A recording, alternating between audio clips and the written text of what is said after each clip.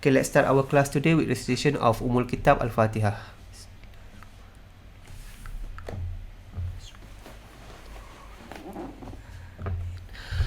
Okay, so we know that the fundamental force, there are 4 fundamental force, which is first is what we call the gravity, the one that you familiar of. Gravity, we also learn there are EM, which is electromagnetic force. We also know there is what we call strong force.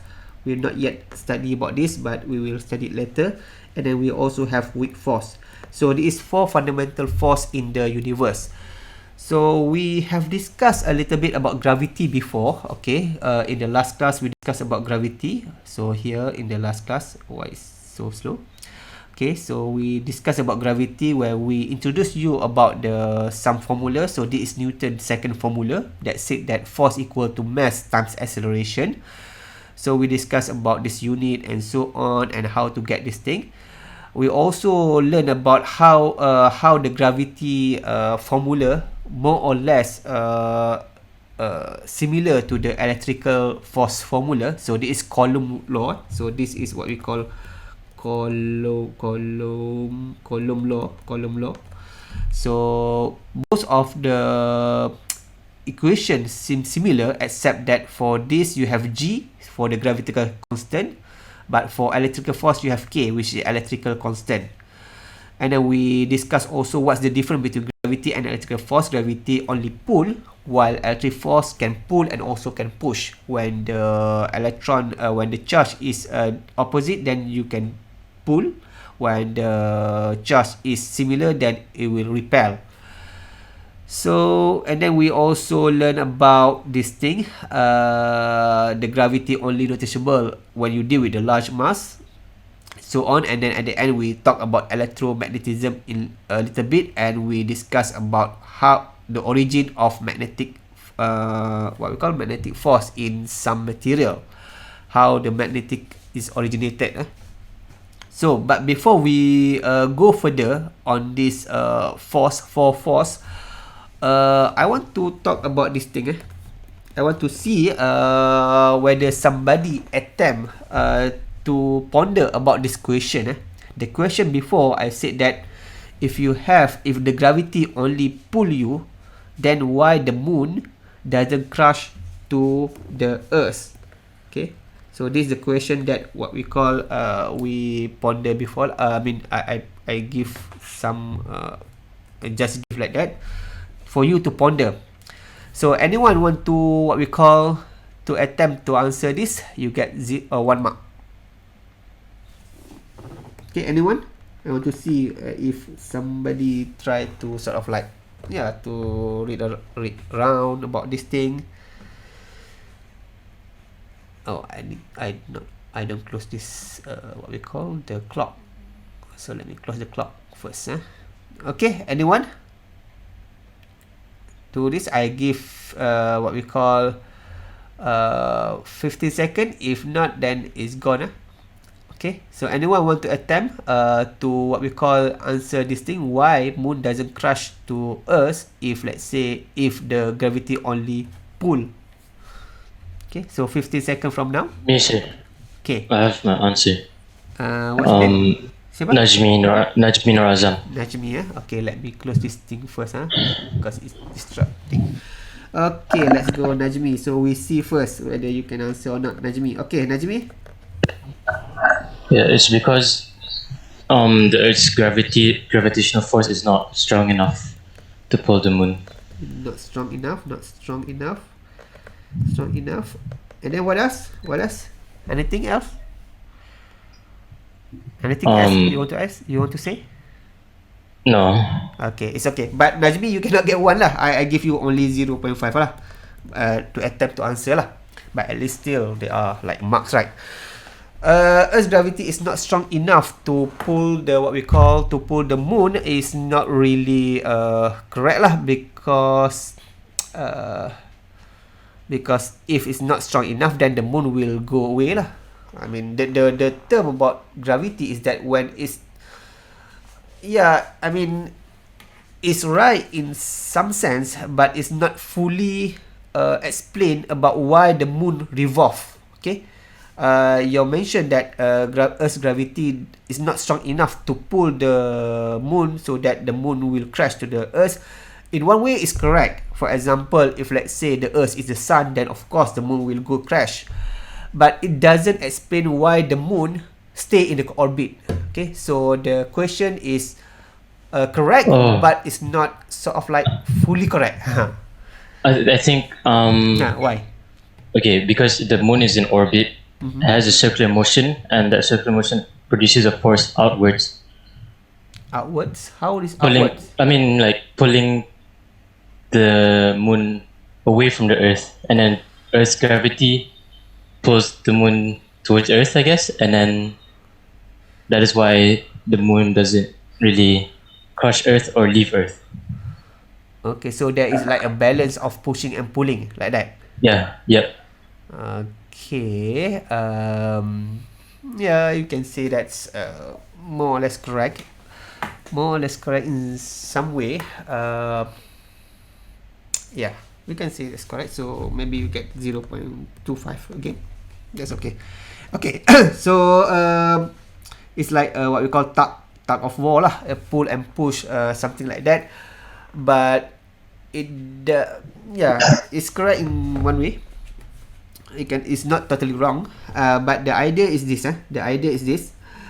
If let's say you are on the Earth, if let's say this is you, Najmi, this is you, this is the Earth, and then you try to what we call to throw, like for example the stone. Let's say you have stone.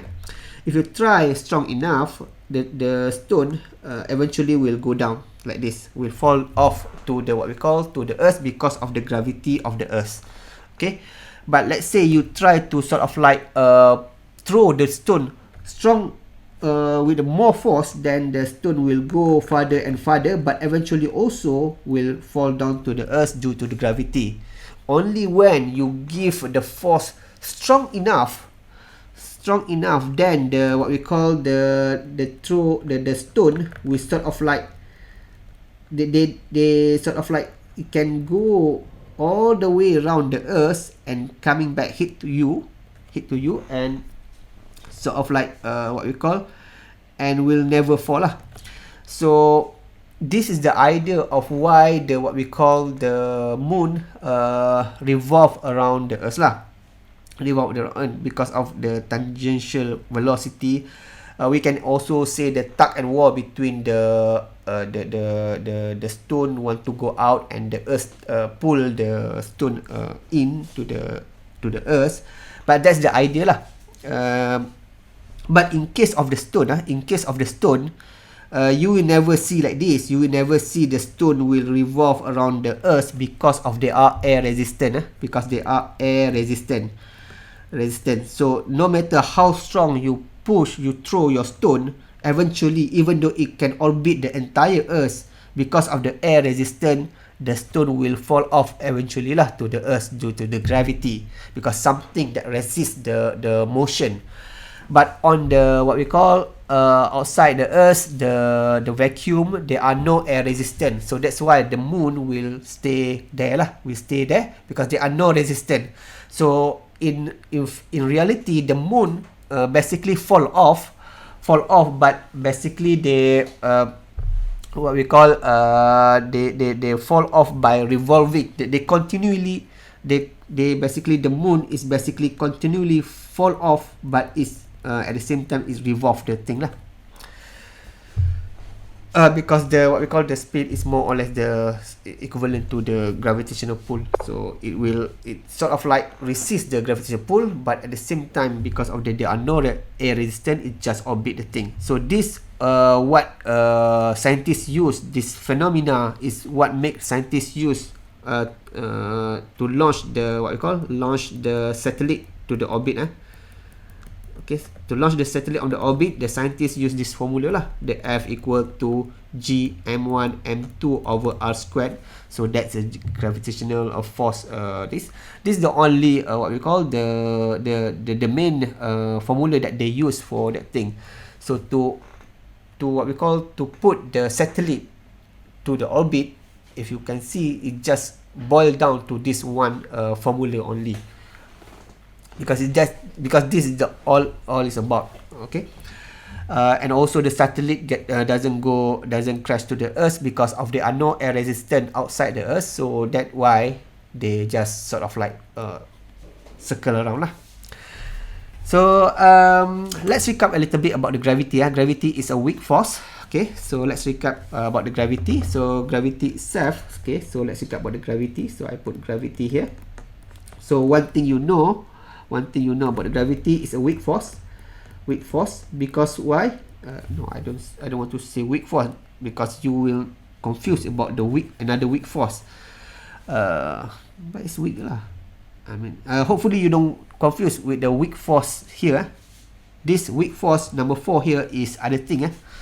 But this just to say that the gravity is weak lah. The gravity is weak. The gravity is very weak because of why? Because of the G. This G, the gravitation constant. If you see the G is basically around what? Around 6.7 times 10 to the power of negative 11. So this thing what make the gravity is weak. The strength of the gravity is to the power of minus 11. That is very weak. In fact, the gravity is the weakest among all the fundamental force. If you have, for example, we have 4. In terms of magnitude of the strength, so we have what you call strong force. Strong force is the strongest force. We not yet discuss about this, but we will discuss later. And then after strong force, you have what we call EM, EM, electromagnetic force. Okay, and then after EM, you have this weak force. And then you have this what we call the gravitational force lah, the gravity in term of strength lah. In term of strength, we can say that the gravity in term of strength, this is weakest strength in term of strength lah, weakest strength, and it is strongest. Okay, strongest strength. Strongest strength. So the gravity is weaker even compared to the weak force. Even compared to the weak force. Okay. Only when the mass is so high, as I said before, only if there are very big mass, then the gravity will cancel out. Because if you look here, if you look at the what we call at the formula itself, Gf equal to G m1 m2 over r squared. This G itself, this thing, is to the power of 10 to the power of negative 11. So only when the mass is so big, it sort of like can cancel out the G, the low, it not cancel out, it basically is neutralize the low value of the G lah, the gravitational constant. Okay. So if you have this formula, you can also measure what we call what is the pull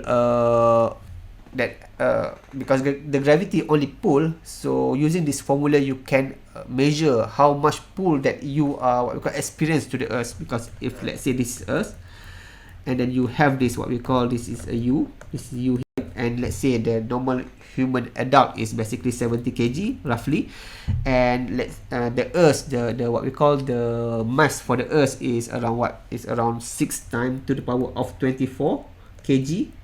Okay, and then in order to sort of like to get the force, to calculate the force that pull you to the earth, you need to also know the what we call the distance between the what we call this earth, the core of the earth, because the R here is basically the distance between you here, the center of mass for what we call for you, and also center of mass for earth. So you can see the distance here. So so the earth radius, okay, the earth radius, this radius here, so it's around 64 something like that, 6400 kilometer, 0 kilometer.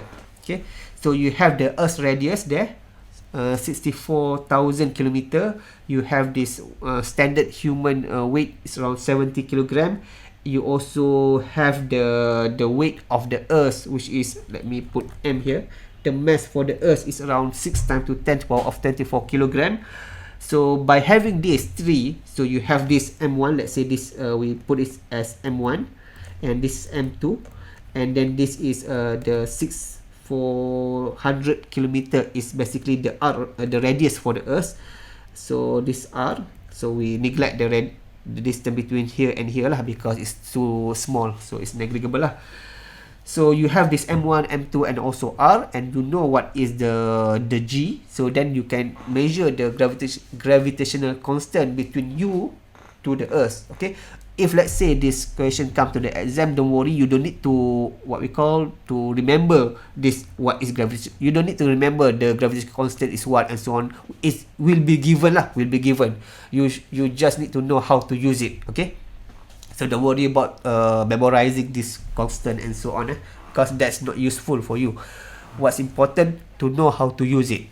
Okay, so for this, if let's say you put everything in the calculation, so then you can say simply, you can get what we call, if you want to measure this attraction, so you just F equal to G, you have what G is what? G is 6.7, 6.7 times 10 to the power of negative 11, and then you multiply with the what we call the M1. The M1 here is the human there, so 70 kilogram, so 70 kilogram, and then also the mass for the Earth is what we call 6 times 10 to the power of 24 kg.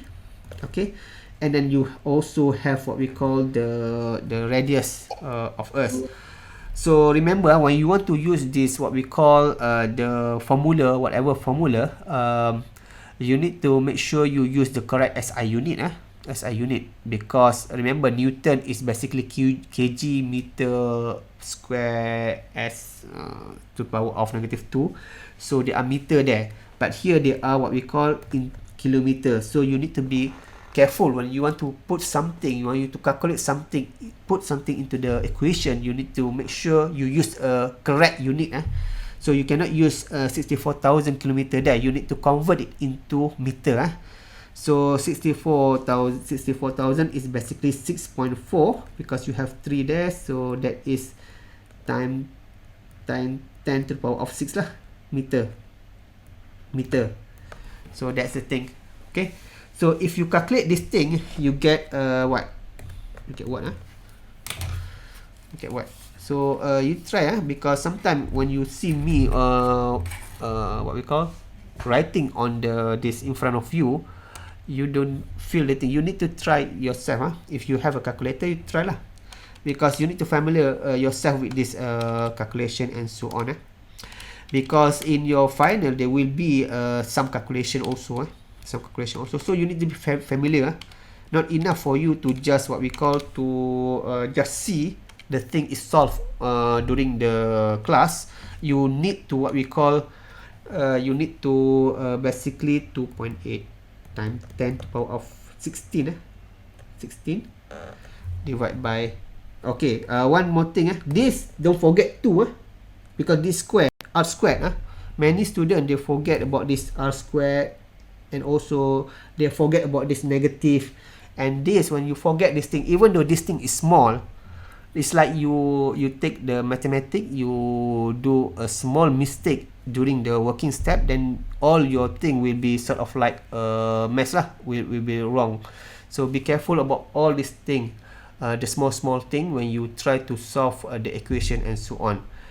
Okay, so this divide by this thing, you get what?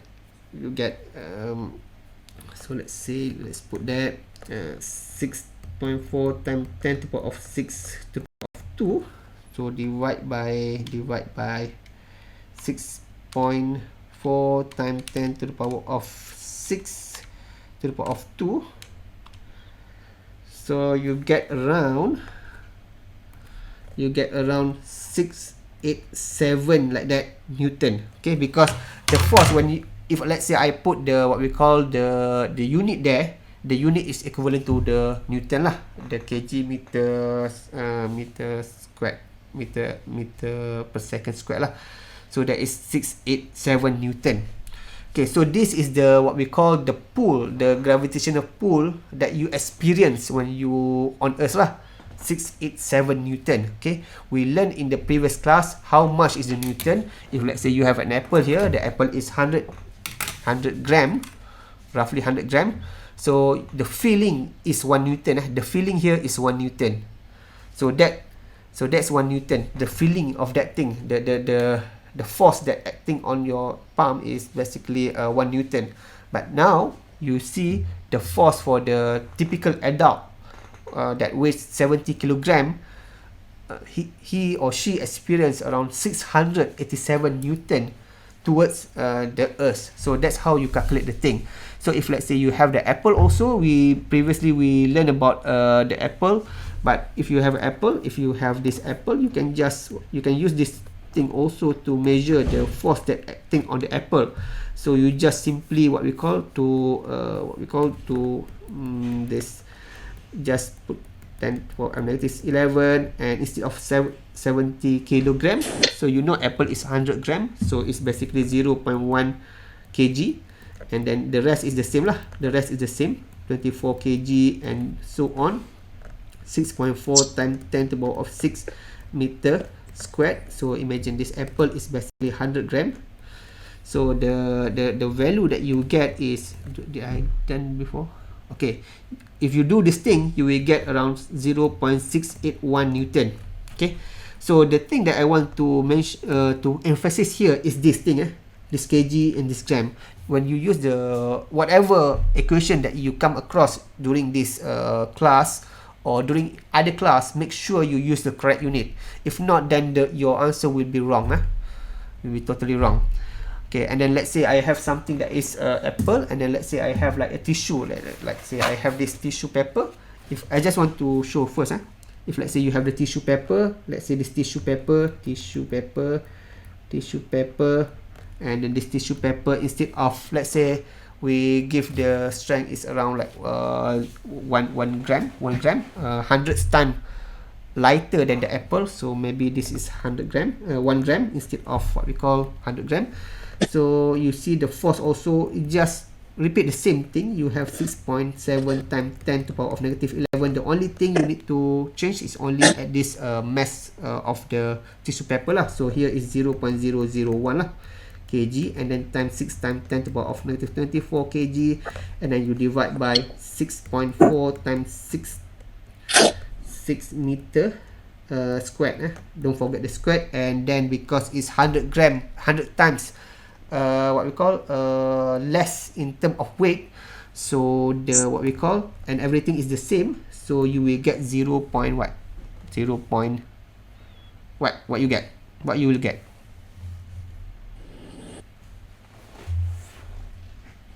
What you will get. If let's say the tissue paper is 1 gram, which is 100 gram, 100 times lighter than the apple, what is the what is the force that acting on this thing? How to calculate? It's just simply 0.981, which is the apple, divide by 100 lah. Divide by 100, divide by 0.01 lah, because that is 0.01. This is 0.08. So yeah, you need to ni lah, with this thing. But basically at the end you need to divide by thing. At the end you get 9.8 lah, 9.8. Okay, is it correct or not? No, that's not correct. That's why I need to, this is not correct. Okay, this first thing, this is not correct. This is not correct, because if you calculate, let me calculate carefully. That's why even though you need to carefully calculate. I do it slowly because I want to give you chance to try yourself using the calculator, because sometimes no matter how right you think that you are, you need to validate whatever you do with calculation. So this, you get this thing, divide by 6.4 times 10 to the power of 6, and then to the power of 2, 0.91. Betul lah, 0.91. Betul ke? Betul lah, 0.91. So that's correct lah. That's correct. Okay, so if you have the what we call the tissue paper, which is 1 gram, which is what we call 100 times less in term of mass, you just divide by 100 lah. So you get what? You get 0.00981 lah. 0.00981 Newton. So you can see now, if you have an apple and then you have this what we call the tissue paper, So you have this thing, so you have this apple, and then you have this tissue paper, and then here let's say I draw like a tissue paper here, tissue paper. So both of this is pull toward the earth with this 0.981 Newton, and this is pull 0.00981 Newton. So the bigger you are, the bigger object that you are dealing with, the more force that is acting, the more gravitational force pulling onto that object lah.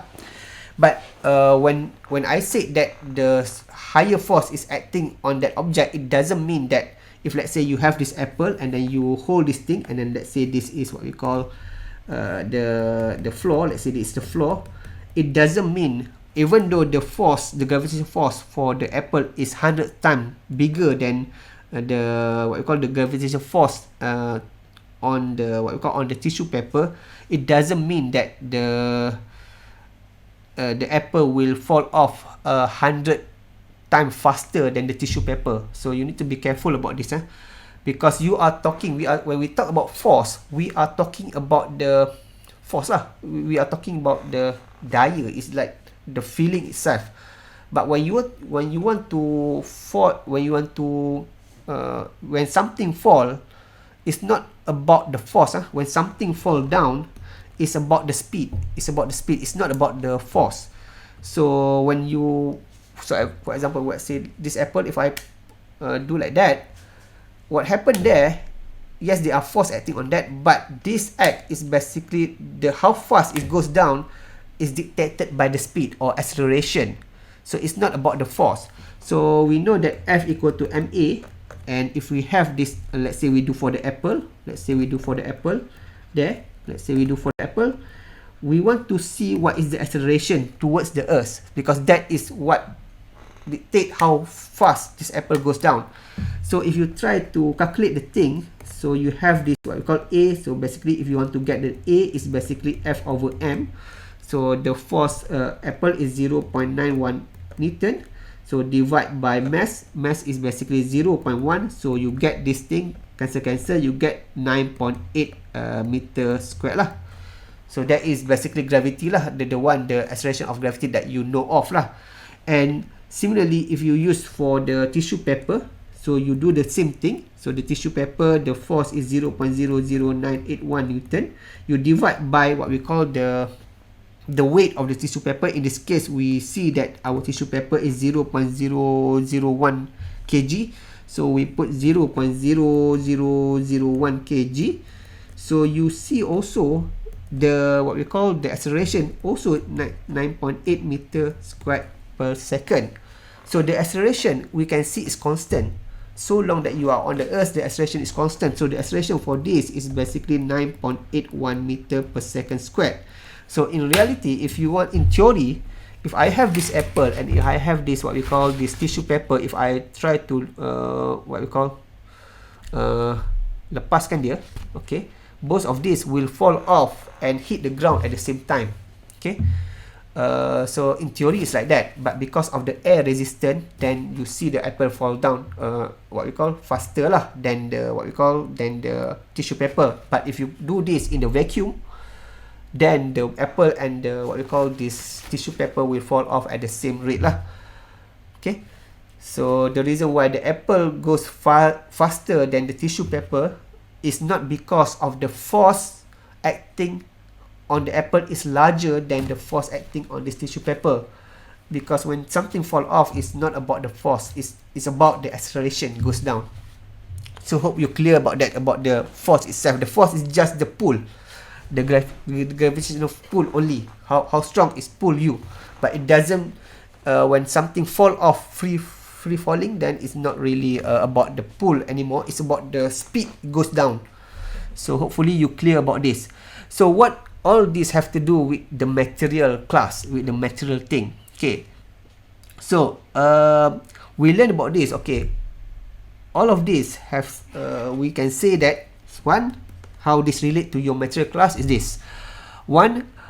In order for a material to have sort of like significant gravitational pull, the material must be big. Okay, so if you deal with everyday material, for example like metal, like polymer, like what you call like ceramic, the mass for that is not so big lah. Even the aeroplane is not so, it's not enough to sort of like neutralize the gravitational constant, which is 6.7 times 10 to the power of negative 11, even though you have aeroplane or whatsoever. So using the everyday material, for example the one that you learned before, they are not much enough force. For example, this apple and this what we call this mouse, they are not, the gravitational force between this is negligible. Is they are there, but they are negligible. So the only time that what we call you need to consider when the gravity have the influence, if you try to hang something lah. For example, if you try to hang the kipas, the what we call the fan on the ceiling, so so now you, this what we call this fan is sort of like hanging on the ceiling. So when that thing happens, so there are no sort of like support. So now when there are no support, the material sort of like, we can say like hanging freely on the air. So that you need to consider the gravitational force lah. So that's why the fastener that you put, for example, if there is sort of like the fastener, like the rope, you need to make sure this rope, the tension for the rope, be able to sort of like counteract the gravitational force. If not, the fan will fall down. And also when you, and that's why when you are in the lab, when you put the beaker on the table, that's okay. But once you kick the beaker and then the beaker move away the side and then it goes down, then it's break. So in terms of material in the everyday life, the gravitational force only, you only concern about the gravitational force if let's say the thing is hanging in the air lah. The glass falling down, the fan on the when you go to the mosque, you can see the big fan over there. So you need to make sure that the tension that hold the fan must be stronger than the gravitational force.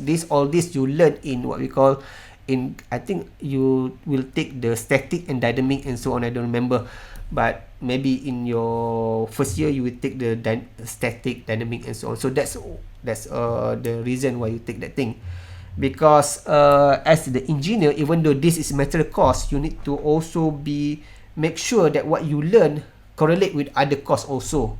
For example, this correlate with your static, and if the thing is moving, then it's relate with your dynamic cost, okay, and so on.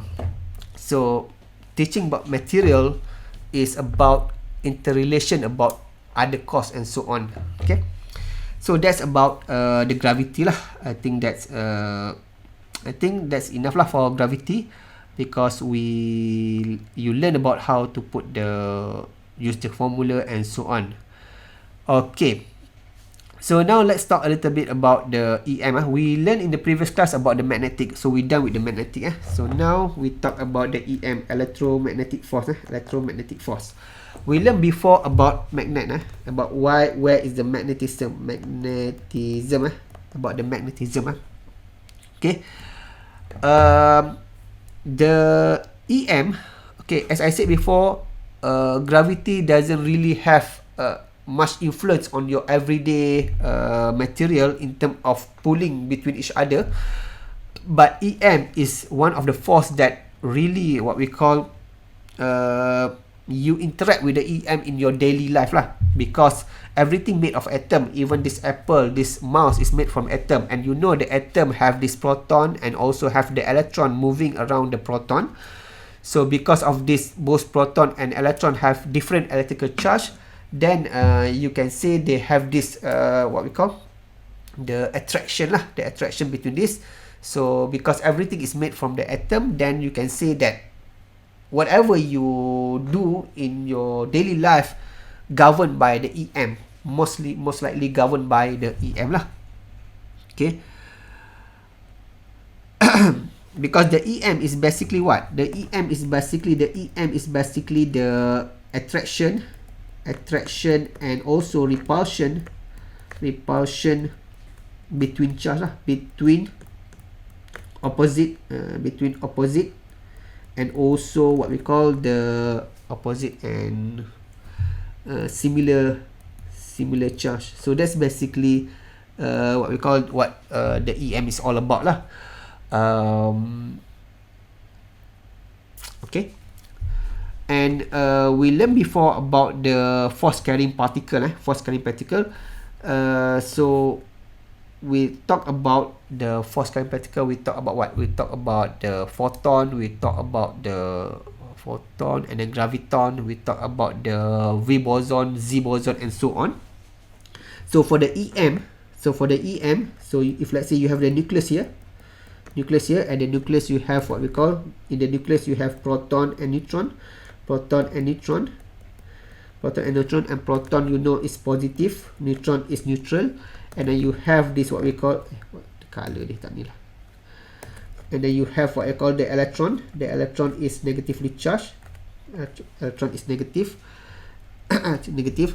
So this thing, between this thing, the attraction here is basically the EM lah, electromagnetic force. If you can draw this thing, if let's say you can draw the space here, let's say you have space and then you have time here, if let's say here is the electron, let's say I draw this is electron, and this is the blue one here is a proton. The interaction between this electron and proton is more or less like this. The electron there, and then there are proton there. Colors. The proton is there, and then the attraction happen is because of negative charge. But what make they attract in the first place is because of this. Is because of this electron. They sort of like exchange the what we call photon. This photon. And then when they exchange the photon, the electron do something else, and the proton also do something else. So this diagram is just to show you that proton mediate this what we call the interaction. So this thing, the nucleus, the proton in the nucleus attracted to the electron in the orbit is because they are sort of like, it's as if this electron and also nucleus, they exchange the photon, the force carrying particle. We learned before in this thing, we learned before that, okay, the force carrying particle here, there are 4 force carrying particle: photon, gluon, V boson, and not graviton, gluon actually, photon, gluon, V boson, and Z boson. The photon is one force carrying particle for this photon is force carrying particle for electromagnetism. So the way how it mediate the attraction is like this lah. The electron and proton sort of like exchange the photon. So that's the ni lah. The detail about this is in the domain of particle physics, so we not go in detail lah. And one similar with the what we call similar with the gravity, the EM exert at infinite range. Meaning that what? Meaning that you can feel the meaning of this exert at infinite range, meaning that it will permeate in your daily life. Meaning that between this and this, when I do this hand like this, there are gravitational force between these two, and also the electrical force happening, but because my hand is neutral, so they are cancelled out lah. But what I mean is infinite range, it mean that it happen between the what we call the either small range or the big range lah. Okay, so that's the EM and we see also the EM share some similarity with the gravity in terms of formula. So you can see in terms of the formula, the force equal to K and then Q1 Q2 over what we call over R squared lah, over R squared. So that is this is like formula for the what we call for the attraction force, attraction or repulsion force in the electromagnetic ni lah. If let's say this is valid only if when the charge is stationary. It's only valid when the charge is stationary. Okay. So if you compare the EM and the gravity, one thing that you can see that here, the K here is basically what? The K is 9 times what? 9 times 10 to the power of 9, like that. The what we call the magnitude K is this, 9 to the power of 10 to the power of 9. So the units nm and the C column squared lah. So nm squared equals squared. So if you compare this with gravity, the gravity G is basically 6 point apa just now? 6.7 times 10 to the power of negative 11.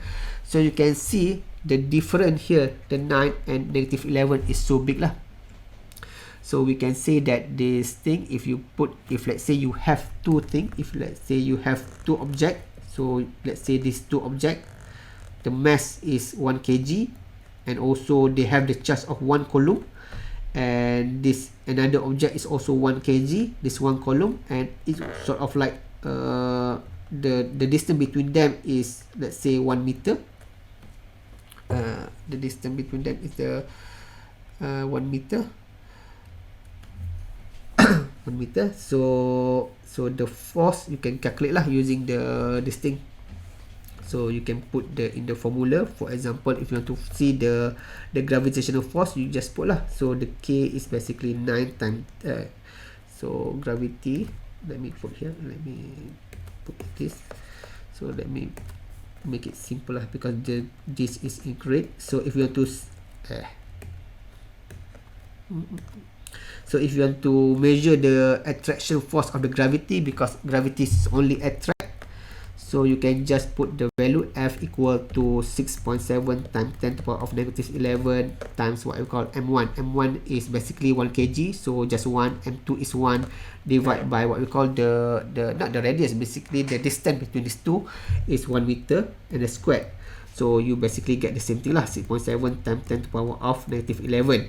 If you want to measure what we call the attraction because of the electrical charge, so imagine this is the positive and this negative, both charge have the 1 coulomb, so you can measure this thing just easily. So this 9 times 10 to the power of negative 9, and of course the charge is 1 because we put 1 column here, 1 column there, so this is 1 also, and then divide by what we call 1 meter squared. So you also get the same thing, 9 times 10 to the power of negative 9 lah.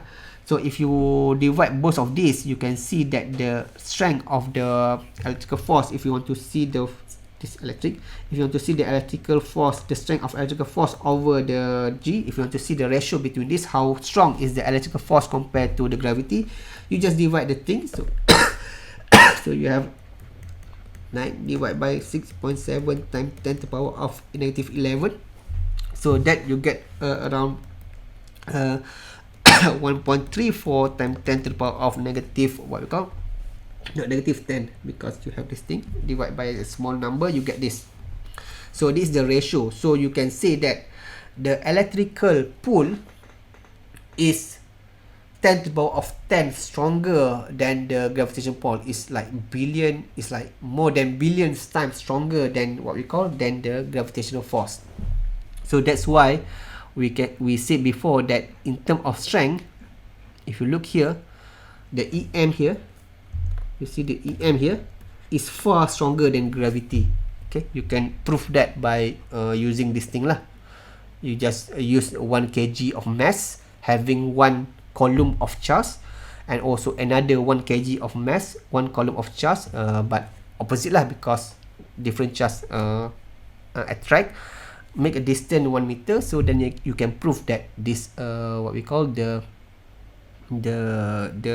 electrical force is far stronger than the gravitational force lah. Okay. Okay. However, if you look here,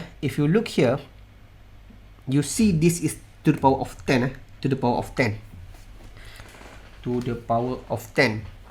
Okay, that's very large even for the Newton, because the force is Newton. It's very large. You remember before I said that this is 1 Newton. The weight, the force that acting for this apple is 1 Newton, and also the weight acted on your body, let's say you are 70 kilogram, is around 600, how much? 600, around what? Around 687 newtons. So that's what you feel your body, if let's say you are 70 kilogram, that is the force that pull you towards the earth. But if you look here, the force, the electrical force here is what we call to the power of 9. It's very big lah, even in term of Newton. Okay, it's very big. It easily can crush you lah. But why you don't feel this in your real life is because everything around you is neutral. Okay, everything around you is neutral. This electrical attraction happen when they are different in charge. You have the atom inside your body. You have your body here. You have your body here. Your body there. So, and then you have the apple here. The apple here. The reason why this apple and your body doesn't sort of like attracted to each other by the what we call electrical force is because inside your body, the atom inside your body cancel out. Okay, because you have similar charge of positive and negative in your body. Okay, similar charge of positive, because inside the atom, you know this. If let's say you have hydrogen, you have one proton and also one electron. Apa tu kabut ni? You have one electron. So that is for hydrogen. If for the carbon, you have what we call 6. You have 6 proton. 6 proton. 1, 2, 3, 4, 5, 6. So you have 6 proton.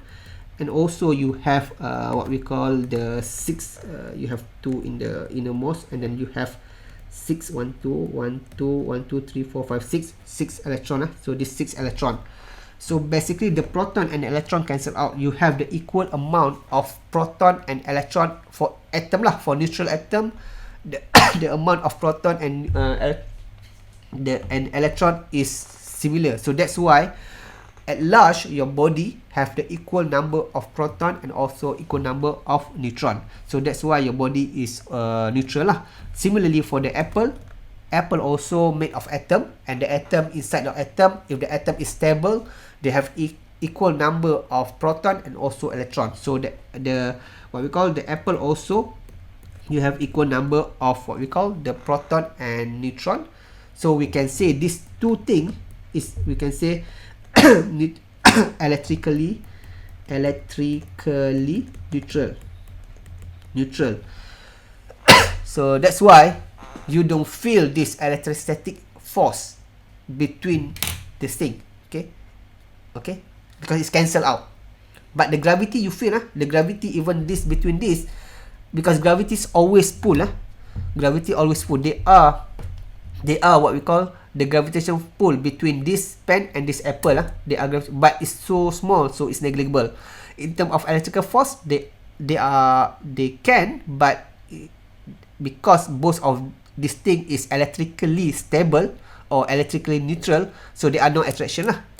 If there is attraction, you can see the attraction is so big lah, depending on the distance. Depending on distance. But you can make this thing, you can transfer. But remember, electron, if you see the electron in the atom, if you have the atom and then you have the electron, especially the valence electron,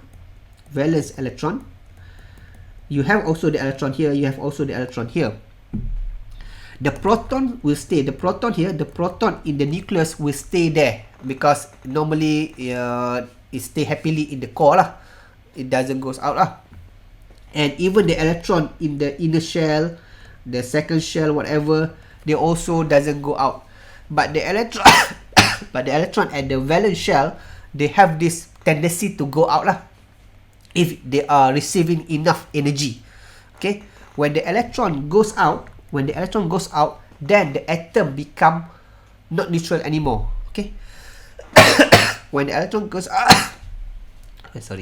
when the electron goes out, the atom will not be neutral anymore. And you can do this by you can move the electron by giving the energy. You can keep some energy, for example, by rubbing it. Okay, for example, let's say I have this straw. This straw, inside this, for time being, in this straw, they are what we call electrically neutral lah. In terms of positive and negative charge, they are equal number of that.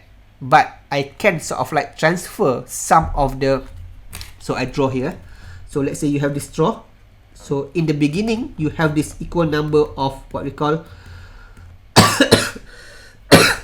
equal number of this positive and negative charge. But sorry, but you can transfer some of the electron to this thing by rubbing. For example, if let's say I have hair there, let's say this is me, and then this is my hair. Okay, this is my hair. So if I wrap this thing on my hair, before that, let's say I have this tissue. Now it's 9:25. Just take some maybe 5 more minutes. Let's say I put like this lah. Let's say I put like this. Wait. Let's say I put this small paper, small tissue paper. This is just tissue paper. You don't see because let me zoom this thing. I don't know you see or not. I think you can see lah. So that's tissue paper. I put the tissue paper there. Tissue paper, tissue paper, tissue paper, tissue paper, tissue paper, tissue paper, like that. So now this what we call this straw is a plastic. If I do like this, there are nothing happen. Nothing happen because both of the tissue paper and my plastic straw is neutral, electrically neutral. But if I rub this thing, this what we call this straw to my hair like this, then basically I try to transfer some of what we call some of the electron in my hair to the plastic. So when you do that, so you can see attracted lah. Can see or not? Attracted lah. Nampak? Sebab daripada atas susah. But it's attracted lah. Dia gerak kan? Gerak. Attracted. So you know lah. I think you can do yourself. So this happen is because of what we call this, because in my the reason why this happen is because this when I rub this thing, I sort of like transfer some of the negative what we call, because only negative charge can move because the electron so some of the electric charge will move to this Okay, why our hair is more negative is because of what we call Triboelectric series. So you can Google this, but basically they say the idea is that every material have the tendency to lose the electron. Some material can lose the electron easily. Some material cannot lose the electron easily lah. For example, if I just give you some example, if you have hair here, and then you have what we call nylon, just example lah, glass, wool, can see right, wool, and then fur, silk, and then maybe polystyrene. You kan nampak kan, polystyrene, rubber, and then apa tu, rubber, and then PP, Teflon. Just I bring this thing here.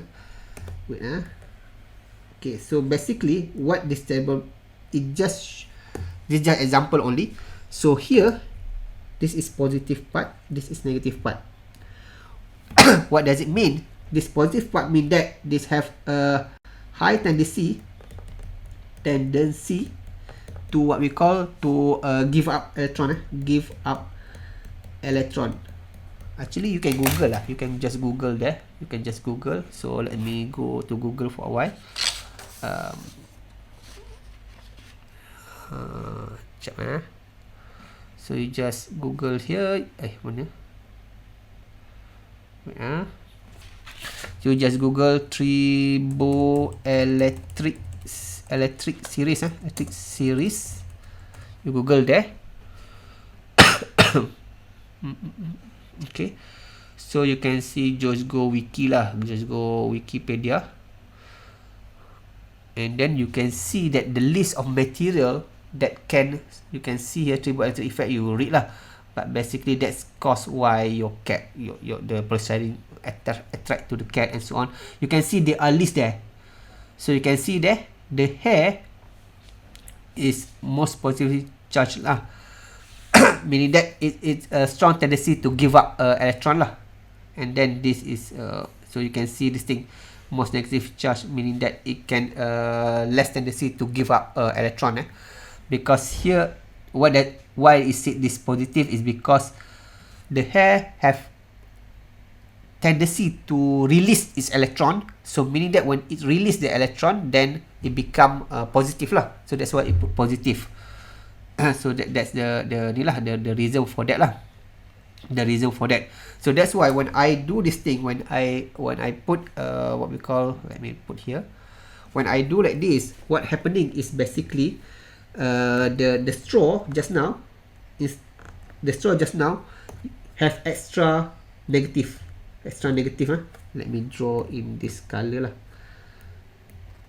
Wait, so previously the straw previously you have this, and alamak kenapa color macam ni.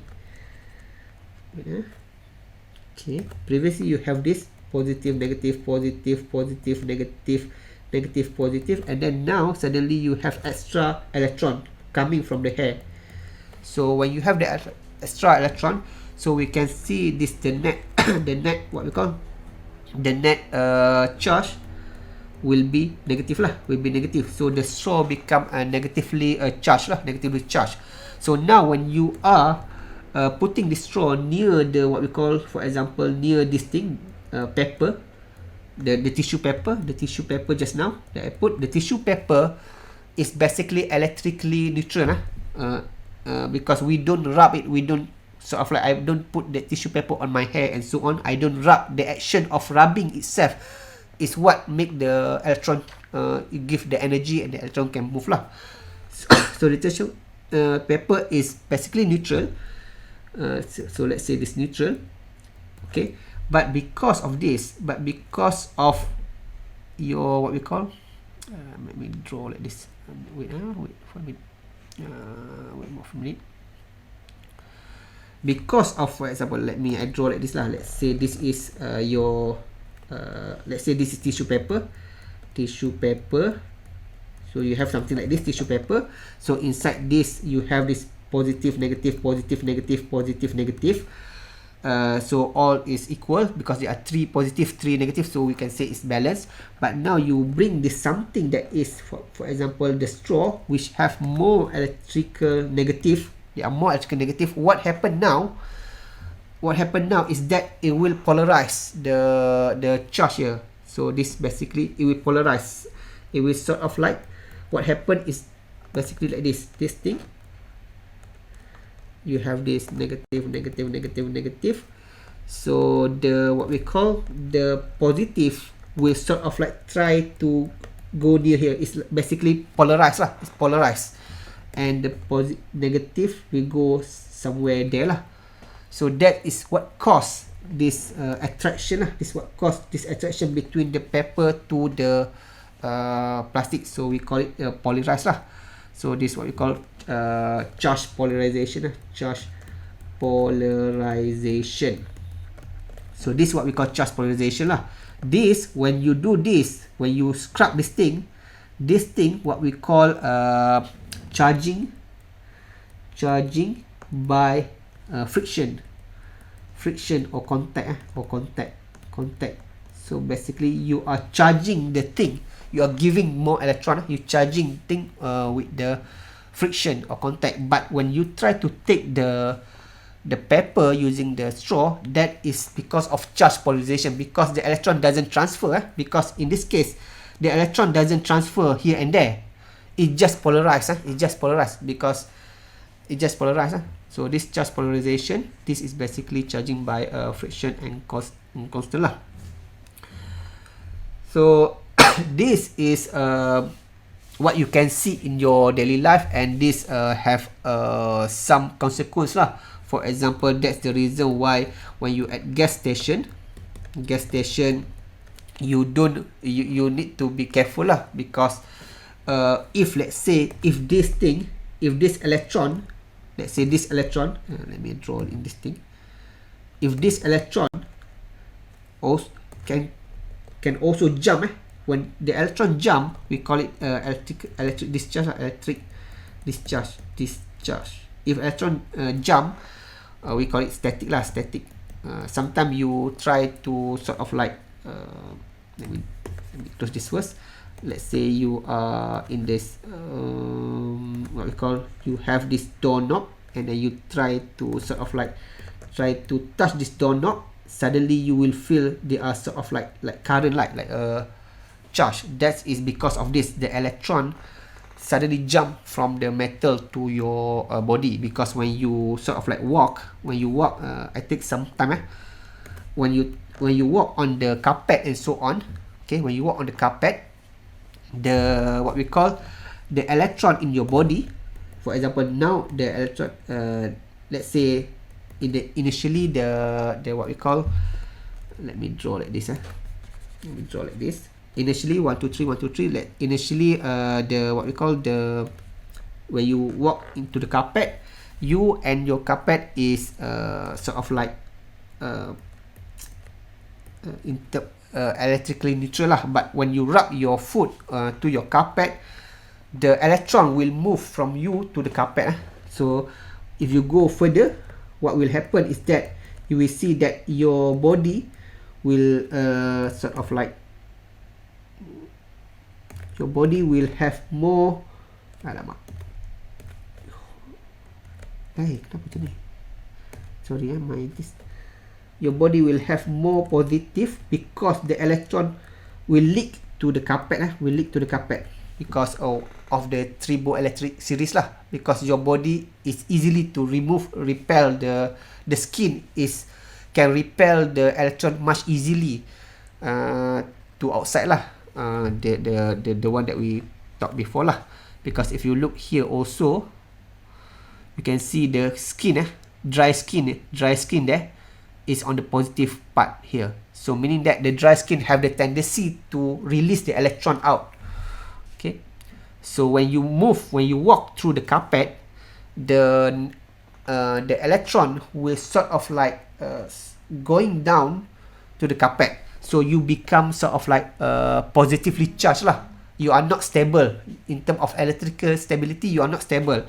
And then when you try to sort of like, if there is a doorknob there, so because this metal, for example this metal, and you know the metal, there are a lot of electron.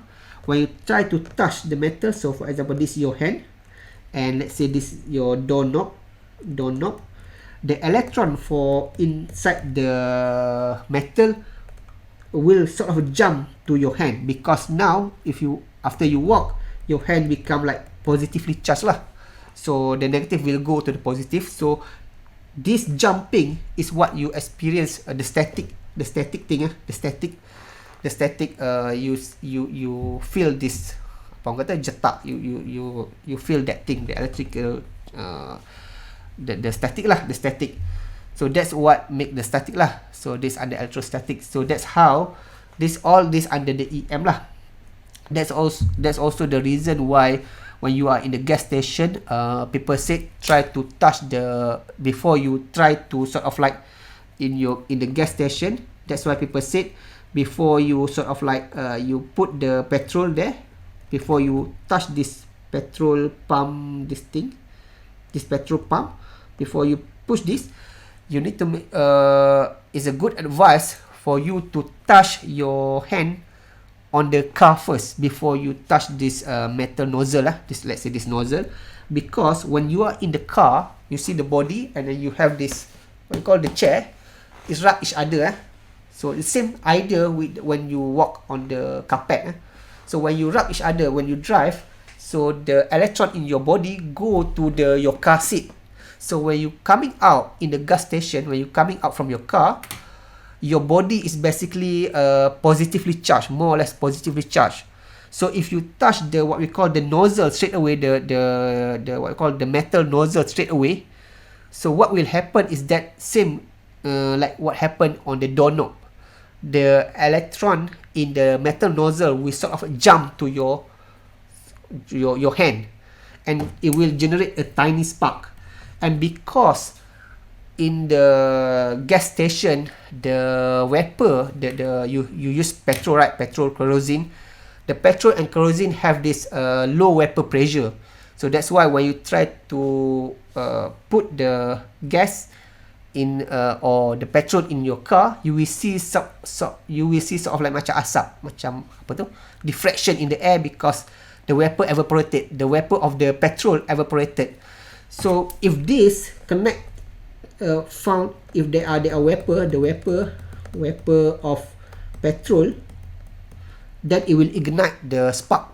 When the spark ignited, then it boom lah. So many things happen because of this. So the reason why the advice is that you touch the car first. You come out before you touch the nozzle.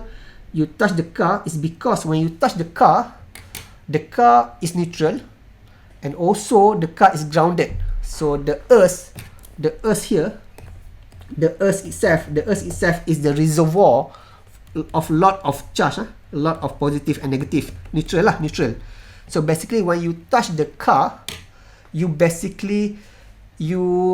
though there are static happen also there, let's say there are static happen because the car also metal, but the static is far away from the nozzle, so that's okay. So when you touch the car, so basically you sort of like trying to balance back your imbalance in your hand or in your body. So when you touch your car, your body become neutral back. So when you go and take the nozzle, then nothing happen nothing spark. So that's also the reason why all this is because of the electric static That's also why when you buy electronic, normally they put in this sort of like plastic, anti-static plastic. Similar idea with the car, because this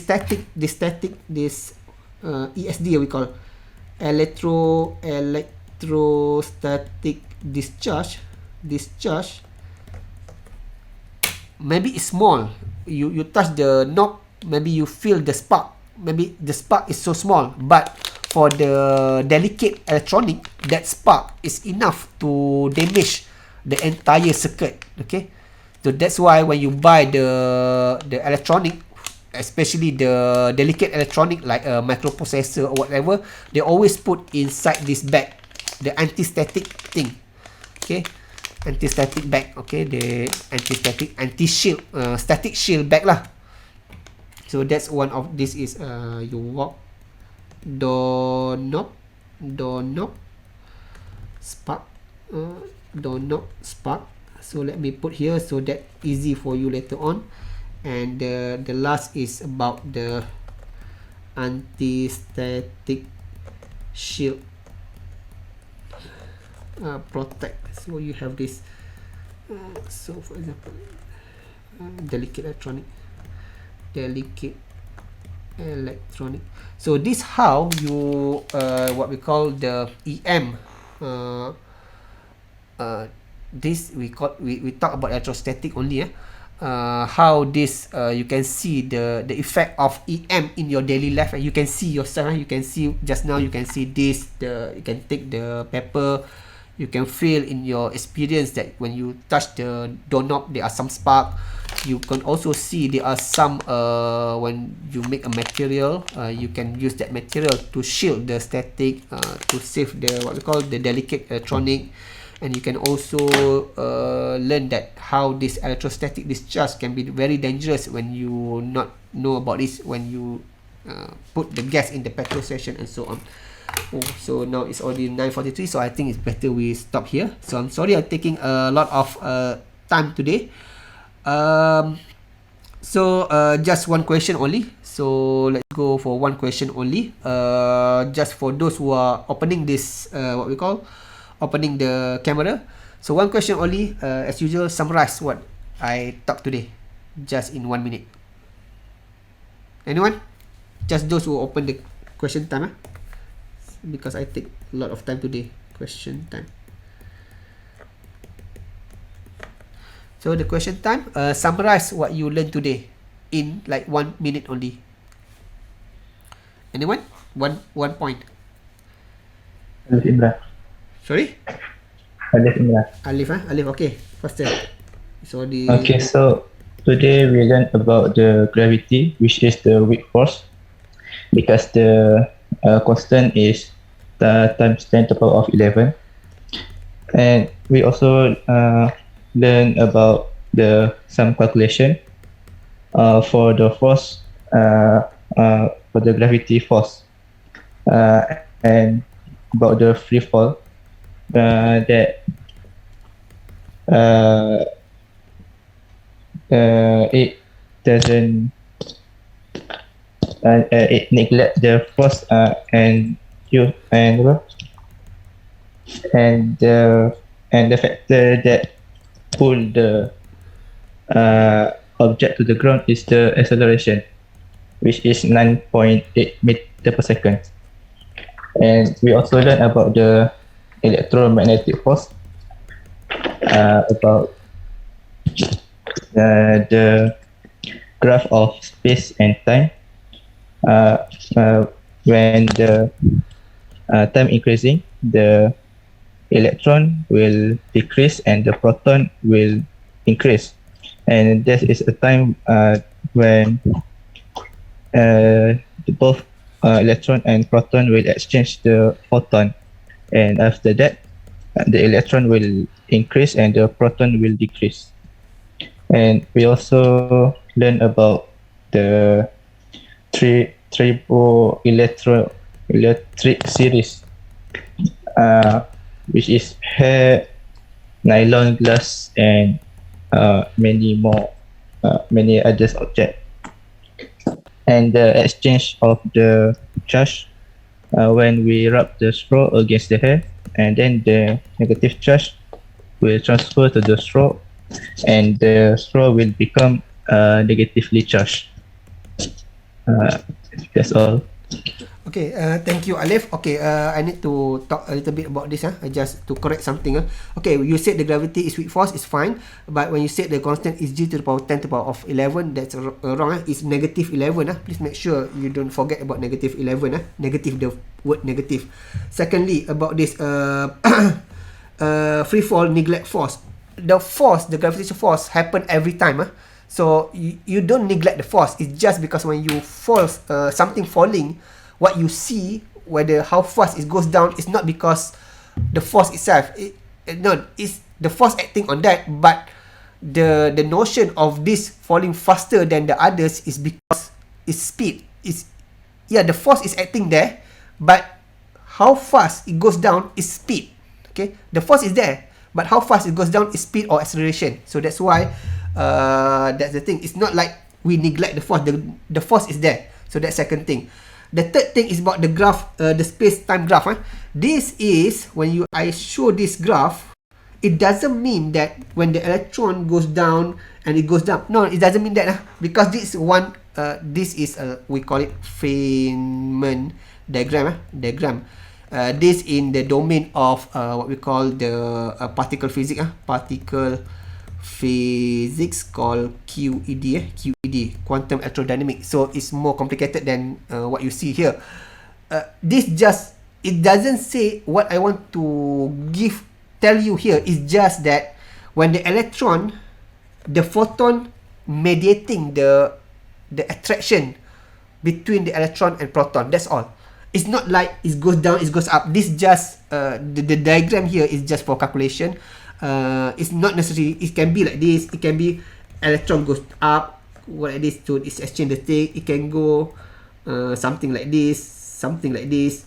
It doesn't really matter where the up and down is not the constant here. The constant that you need to know is that the EM, the electromagnetic force, the attraction happen because they are photon exchange. That's all. That's the thing that you need to know. You don't need to know this down and up. That's not what I intend to say.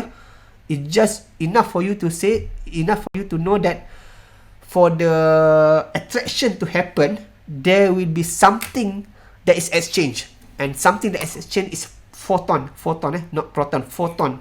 So that's all.